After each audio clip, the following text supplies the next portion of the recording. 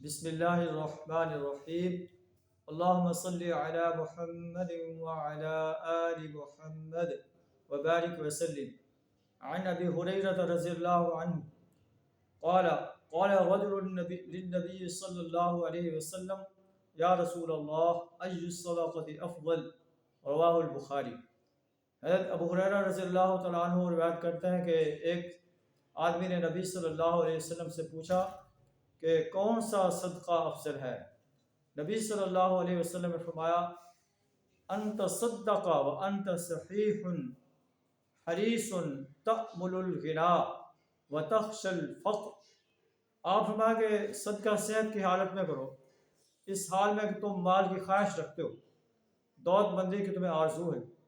وتخشى الفقر اور تنگ دستی کا تمہیں ڈر ہو، اور ولا تمہل صدقہ دینے میں تاخیر نہ کرو، حتیٰ اذا بلغت الحلقوم یہاں تک کہ جب انسان کی روح حلق تک پہنچ جائے، اور اس وقت جو ہے وہ کہے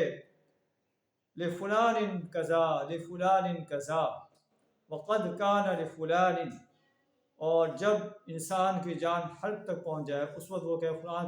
کو اتنا دے دو، فلاں کو اتنا دے دو، اس وقت تو فلاں کا ہو چکا ہے۔ یعنی صدقہ جو ہے صحت مند حالت میں دینا چاہیے، جب انسان کو مال کی حرص بھی ہو، دولت مند بننے کی آرزو بھی ہو، اور یہ بھی ہو کہ میں